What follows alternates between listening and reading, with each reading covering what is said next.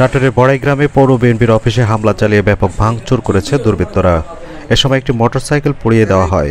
ঘটনার প্রতিবাদে বিক্ষোভ সমাবেশ করেছে স্থানীয় বিএনপি দল।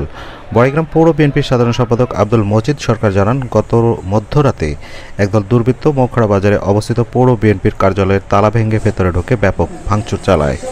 এ সময় তারা কার্যালয়ের ভেতরে থাকা একটি মোটরসাইকেল বাইরে বের করে আগুন ধরিয়ে পুড়িয়ে দেয়।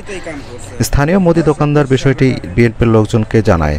বিএনপির লোকজন এলে তারা পালিয়ে যায়।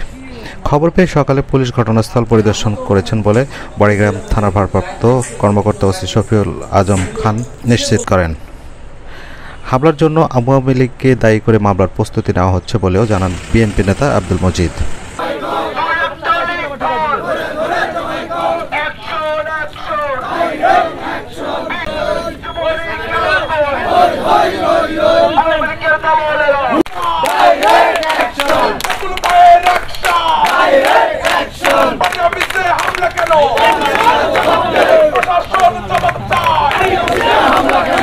পার্টি অফিস ভাঙচুর করেছে এবং অগ্নিসংযোগ চালিয়েছে।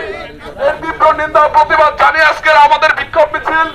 যদি সন্ত্রাসী কার্যকলাপ করার চেষ্টা করেন, পাশাপাশি যারা গত রাত্রে এই ঘটনা ঘটিয়েছেন, আগামী 48 ঘন্টার মধ্যে তাদেরকে গ্রেফতার করা না হলে প্রত্যেক আওয়ামী লীগের বাড়ি বাড়ি গিয়ে গ্রেফতার করে পুলিশের হাতে সোপর্দ করব। আওয়ামী লীগের নামধারী নেতাকর্মীরা ভাঙচুর, অগ্নিসংযোগ ও একটি মোটরসাইকেল পুড়িয়ে দিয়েছে। এরই প্রতিবাদে আজকের এই বিক্ষোভ মিছিল। এই বিক্ষোভ মিছিল থেকে বলতে চাই, আগামী 48 ঘন্টার মধ্যে সকল চিহ্নিত আসামিকে গ্রেফতার না করা হলে আমরা কঠোর আন্দোলনে যেতে বাধ্য হব।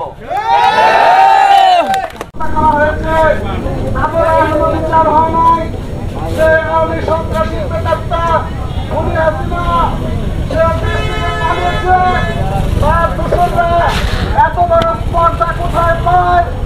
এখনো আমাদের পার্টি অফিসে আক্রমণ করে, গাড়ি ঘোড়া ভাঙচুর করে।